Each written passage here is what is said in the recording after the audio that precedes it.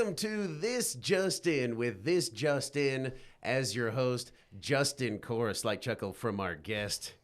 That's all I can hope for. Today we're talking with Tyson White, newest member of the Wake Up Idaho team. Tyson, welcome to the show. Welcome to This Just In, where we take a deeper dive into the stories most important to you with the people bringing you those stories.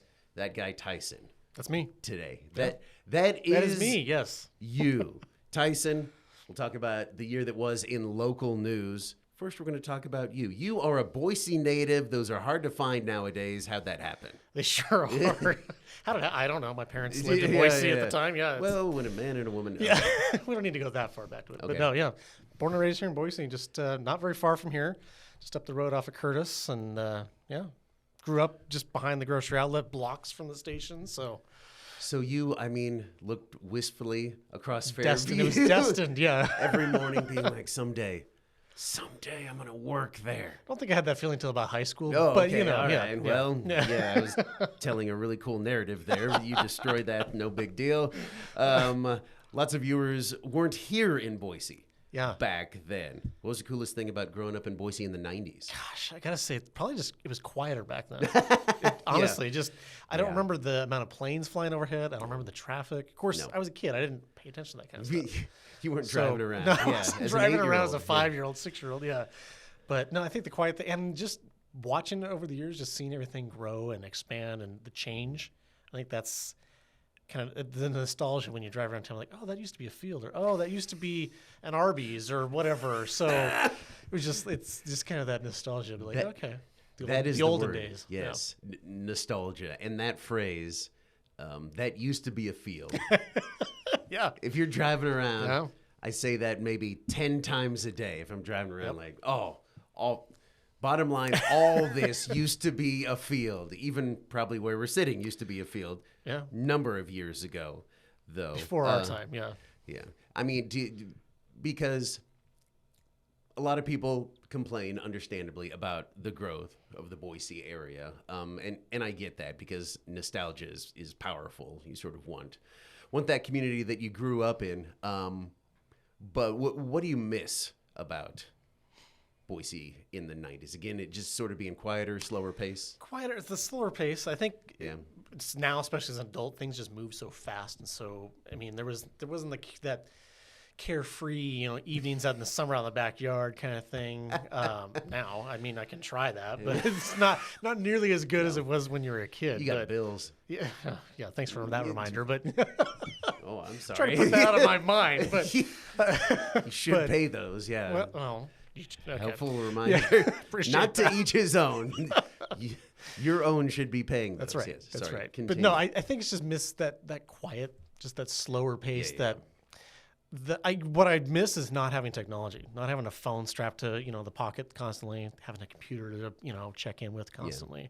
That's what I miss. Connected all the time. Yeah. That just being able, you see somebody you haven't seen in a while at a store or something, having that conversation at the store versus, I saw that on Facebook, or I saw that on whatever. It's like there's no, that's not mystery, but there's just no true interest in the human anymore. Mm-hmm. Except for the job you do.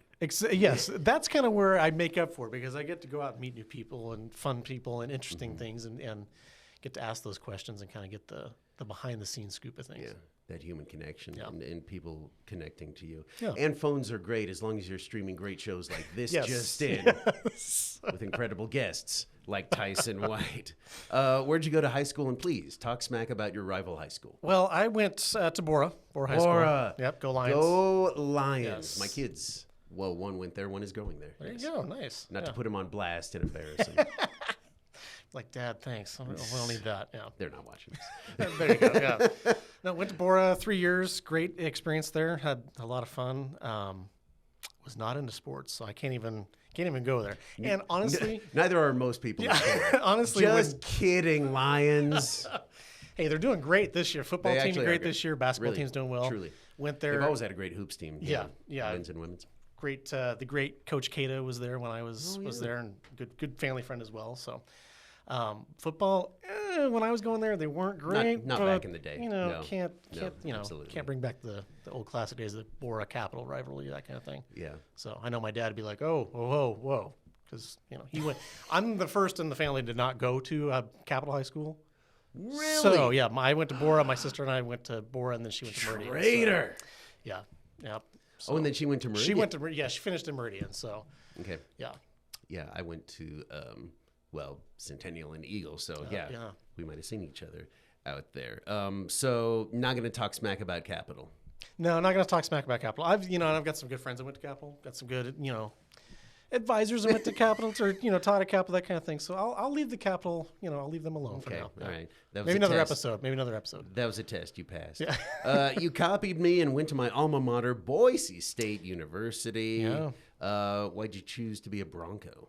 What'd you study? I think just to go somewhere close to home. Sure. It was just, it was the quick, easy. I got into all 4 state colleges. Nice. And I probably would have chose University of Idaho if things had worked out differently. But Boise State was great, and studied communications, and I got bit by the bug in high school, so just kind of carried on through. What spoke to you about comms?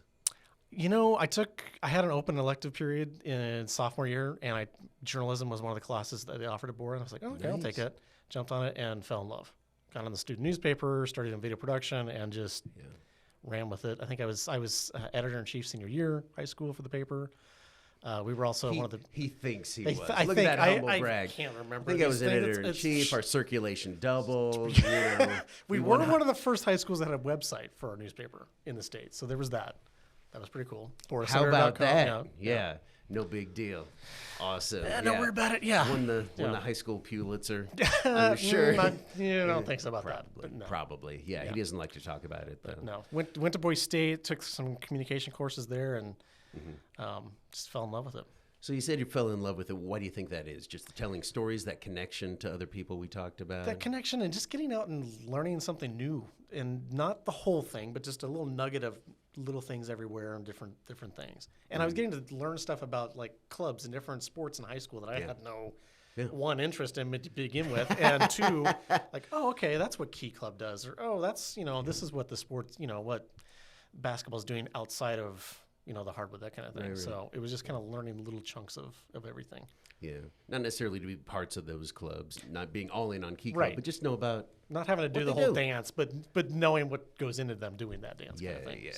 So, just having an awareness of the world and the community. Exactly. Yeah, and then just making those connections, making new friends, making those new connections elsewhere. So that was always fun. You copied me again, and you started at KTVB, Idaho's News Channel 7, before graduating Boise State. Yes.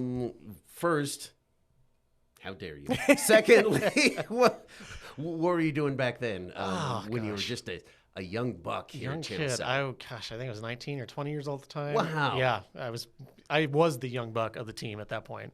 I was in the studio, started off as a weekend cam op, running the cameras in the studio, teleprompter, that kind of thing, doing audio. Yeah. Worked up to weekend studio chief, and then got into the morning show. I started with Maggie and Doug and Larry and that crew way back, 2012, 2013, back then. Yeah. That was a solid crew. I mean, they are, such a legacy there. Certainly with Maggie, if you don't know, she's been doing it for 25 years, something like 2.5 decades, roughly. And then, Larry a long time as well. Doug was there a decade or so. So, that was awesome. What was it like working with all those folks? You know what? The thing that struck me most, and I still remember this day clear as day. My first day was January 3rd, 2012.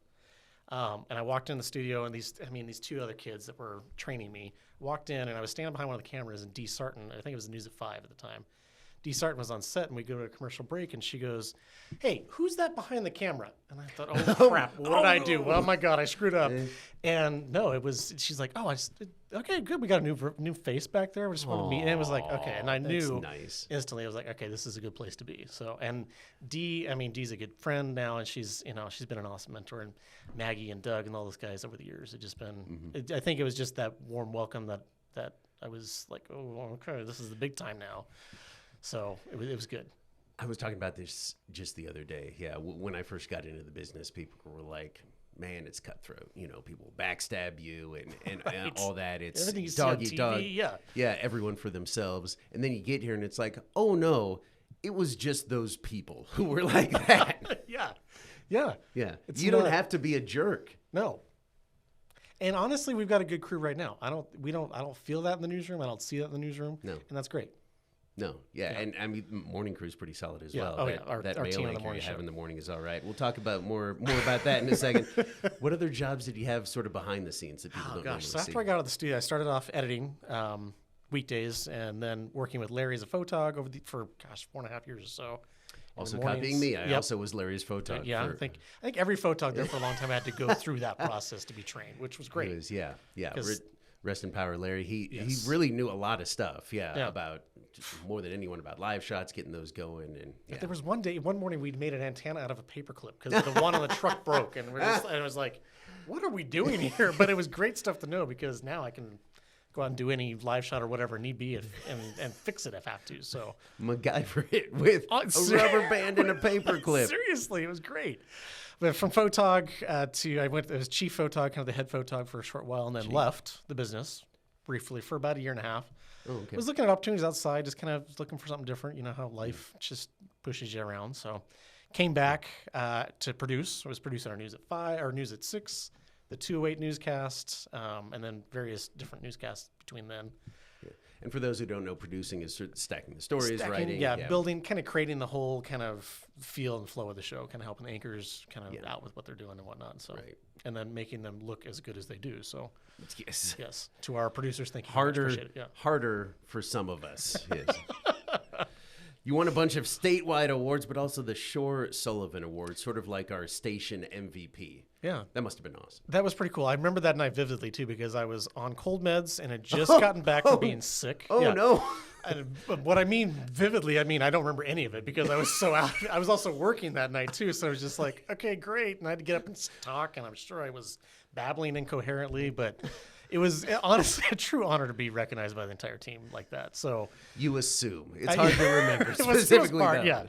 But it was good. It was fun. It was one of our great Christmas parties too. We do it every year at our Christmas party, and Yes. just kind of it was awesome to be honored and recognized by the team like that. So Fantastic. Most recently, you managed the assignment desk here. Did a great job. We were talking about this before we went on air here. That sounds like an absolute nightmare to me because it's scheduling. It's like directing everyone out in the field and getting them back, what stories they're doing, where the photogs are. I had to schedule like 2 viewpoints this past month. Nightmare. It nearly killed me. I can't imagine doing that every day. that air traffic controller that you see on TV in those movies that's pointing and his hair's frizzy, that's the assignment desk. It's chaos. Not really, but it can be. Well, chaos. it wasn't when you were running it, but it would have been if I was. It takes a certain kind of person to kind of manage that chaos because you're not just managing yourself for 5 people. You're managing the entire newsroom. Yes. And that's in our newsroom, that's about 40, 45 people. Yes. And that's all shifts all day long. You're not just worrying about one shift, one team, one show. And the content for all those shows and everybody's workflow. Yes, and you're getting phone calls from PR agencies or outside agencies or government agencies. You're getting emails from hundreds of people in this newsroom. And There's breaking news where all of a sudden you got to change everything. you've got the scanners going constantly, police scanners going, so you're listening to what's going on that. And then you've got all the reporters that I need this, I need that, or you got your managers coming saying, hey, we need to get this, but you don't have anybody. So it's a giant game of Tetris. And it's just making sure everything fits. And but honestly, I enjoyed it because you get to be a part of every little thing without being fully involved in each and everything.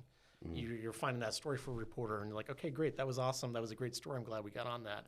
Or you're finding, you found this little nugget of video that on Facebook or something like that, and you're like, hey, here's producer, here's a chunk that go in your show, be great, out piece to break kind of thing. Yeah. And it's just that added little extra thing. So you're able to be a part of every little thing without being fully involved in each one of those 5,000 pieces. Well, and you know what people needed, you know what people were looking for because you were a producer, you were a photographer, Right. you worked behind the scenes on the camera ops. So you had all that experience. So you knew what people were going through. Yeah. And I think, yeah, exactly. I knew and I wasn't asking anybody to do anything that I knew that they couldn't do or wouldn't be able to do kind of thing. Right. Yeah. So because You did it. I'd been out there in their shoes and been asked to do those things. So yeah, it was a good experience.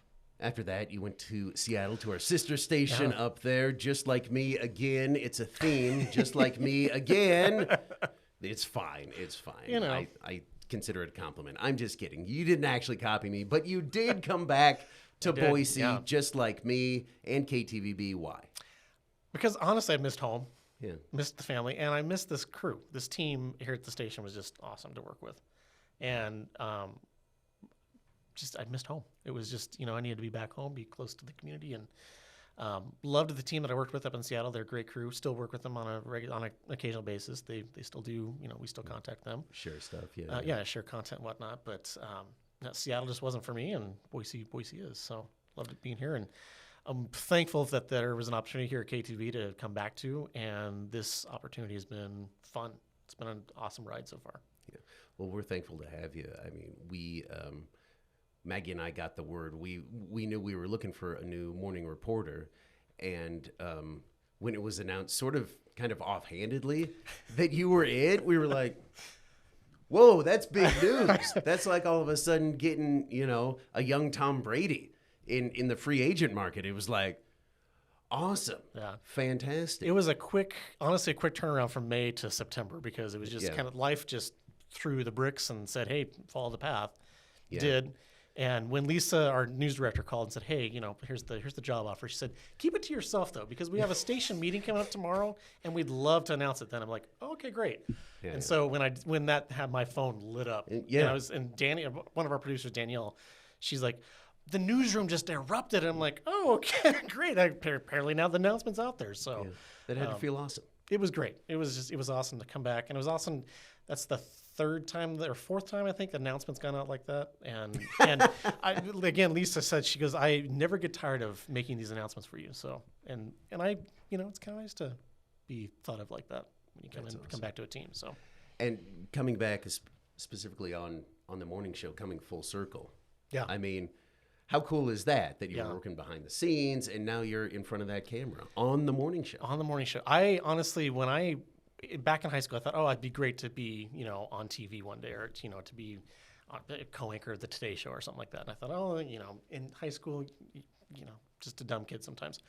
But getting here, getting to this position, I realized, or getting to Channel 7 and being a photog, being an editor, getting behind the scenes and producing, I'm having more fun. I'm doing all kinds of crazy things. I don't have to shave. I don't have to put a tie on. I can do jeans and a T-shirt. The last 4 months, I think I've had more fun in this job than I have combined, which has been great because I'm getting to do fun stuff with a great team. You, Maggie, and Hector are just awesome to work with. I enjoy, and I'm not sitting here trying to butter him up by any means, but pay you that under the table. Yeah, but I enjoy coming into work. I look forward to it. It's hard hours, it's rough hours. That 4 o'clock, 3 o'clock I've noticed. Alarm is rough, but I enjoy coming in each day, and I'm having fun. Well, we are over the moon to have you. Speaking of reporting, you did a great piece that really wraps up all the big stories of the year in Idaho. Set that up for us if it needs more setting up, or is that pretty much it? Not much more. We just took a look back at 2024. So, yeah. All righty. Fantastic. Ani, roll it.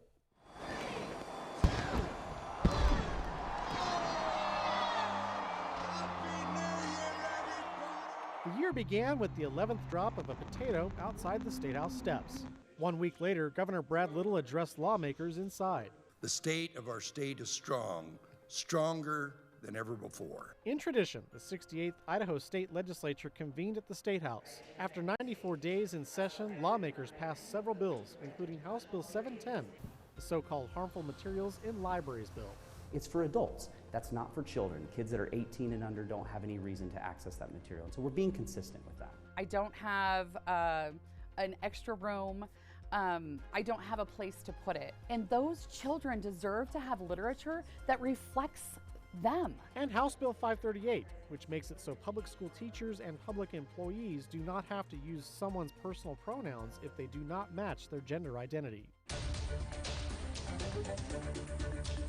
We're breaking into nightly news right now with breaking news out of Boise. There are reports of several people injured after a reported building collapse. On January 31st, a hangar under construction near the Boise airport collapsed, killing 3 people and injuring 9 others.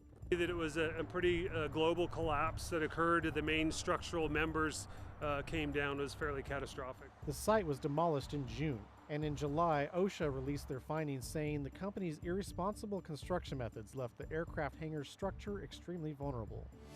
In February, Thomas Creech, Idaho's longest-serving death row inmate, was scheduled to be executed for the deaths of 2 men near Donley in 1974. In total, Creech is convicted of killing 5 people in the 70s and 80s. However, after 8 attempts, Idaho Department of Correction medical personnel were unable to find a vein to go through with lethal injection. The medical staff in charge of Creech's lethal injection procedure ultimately stopped, and his death warrant expired. The suspect possibly fled from St. Al's. The man gun call on a gray sedan with 2 Charles plate, still possibly armed, 240Rs. In March, Skylar Mead, an inmate at the Idaho Department of Correction, was taken to St. Alphonsus for treatment for, quote, self-inflicted wounds. Despite correction officers with him, he escaped to a waiting car outside after an accomplice shot at the officers guarding Mead. 3 of those officers were injured. Mead, along with the accomplice, later identified as Nicholas Umfenauer, were on the run for more than 36 hours before they were found and arrested near Twin Falls. Idaho State Police say during their escape, 2 men were found dead in North Idaho. Mead pleaded guilty to escaping and was sentenced to life in prison. He is now charged with the death of one of the men found in North Idaho. May God bless her and all that sail in her.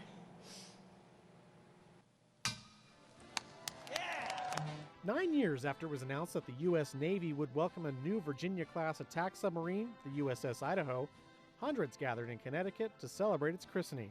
It's expected to be fully operational in the spring of 2025. On the night of April 20th, Ada County Sheriff's Deputy Tobin Bolter was conducting a traffic stop in Boise when he was shot by a suspect. Deputy Tobin Bolter is our deputy, and we're devastated to say he did not survive his injuries, and he passed away moments before this press conference. He was the first Ada County deputy to be killed in the line of duty in the department's history. Thousands attended his memorial service at the Ford Idaho Center in Nampa, and thousands more lined the procession route. Deputy Bolter was 27 years old and expecting his first child with his wife Abby when he was killed. This is the final call for Deputy Tobin Bolter. Deputy Bolter, thank you for your dedicated service.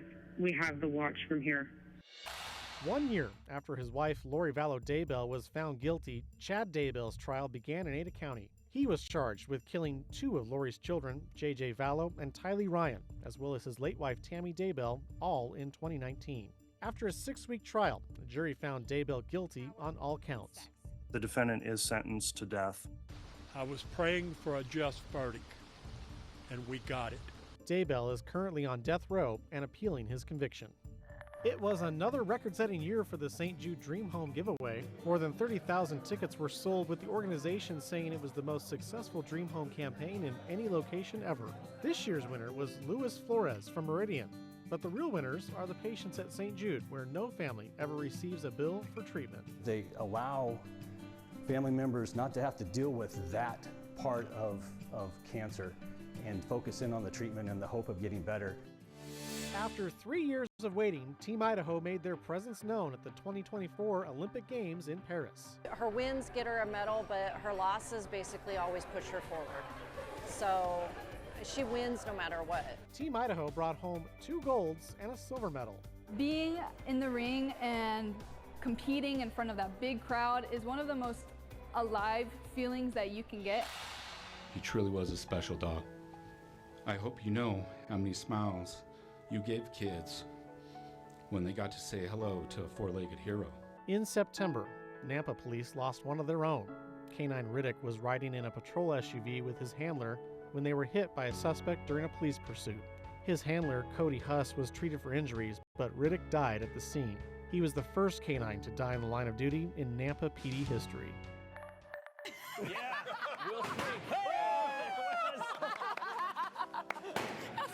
There we go. After more than 40 years in the business, KTVB meteorologist Rick Lance officially retired in late September, hanging his black chucks up in the studio rafters. Governor Brad Little issued a proclamation proclaiming December 21st, 2024, the winter solstice as Rick Lance Day in Idaho.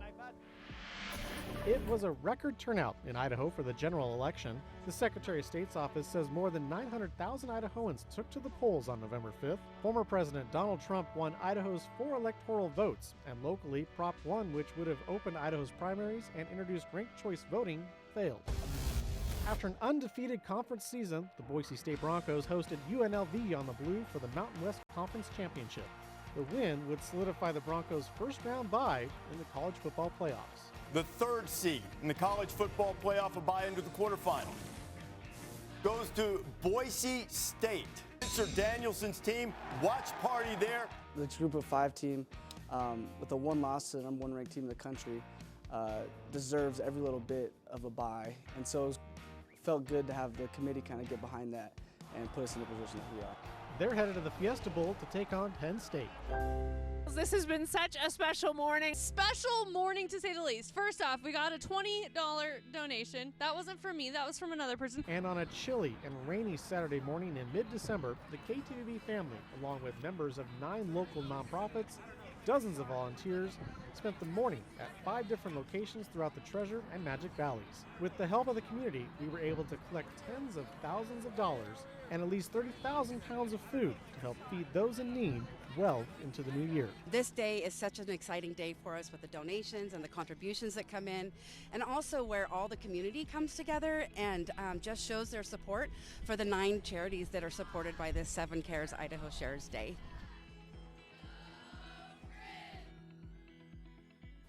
A busy and awesome year for you and all of us. Did you have a favorite story from this year? One that I've worked on personally, I would say probably the Steelheads. We profiled the guy that made the ice at Steelheads games. And that was just kind of fun. Yes. Photojournalist Jason Foster went out and shot that for us, and it was awesome. It was just kind of cool to see that behind the scenes thing and how passionate he was about making ice. It was just pretty cool. About ice. Yeah. It's really important. Yeah. You are passionate about the outdoors. You talk about how much you like to fish, not catch, but go fishing. Yes. I have family and friends who also like to fish. Can you explain the appeal to me, Tyson? It's soothing. It's calm. It's quiet. You're out in the nature. You're out in wilderness. There's that putting that phone in the jockey box of the truck and leaving it there and just connecting with the nature. The glove box? The glove box, jockey box. Yeah, exactly. Yeah. I thought you grew up in Boise. The jockey box? Yes. That's not what it's called? I thought it was called the glove box, but I don't know. Well, okay. Good for you. Yes. All right. Slow, quiet, Yeah. just like Boise in the 90s. And that's how we come full circle on this Just There we In. go. If you have Love a it. question or comment for us here on this Just In, or you want to say that maybe that wasn't as smooth of a transition or going full circle as I claim it is, go ahead and text us at 208-321-5614. Use the hashtag JustIN or JustIn. We're just about out of time. Tyson, thank you so much Absolutely. for Thank joining you. us. Appreciate it. Really appreciate it. If you got questions for Tyson as well, send them to the same thing. You got a story you want us to talk about, text it in. Tyson, appreciate it. Yep. Watch us again next time on KTVB Plus.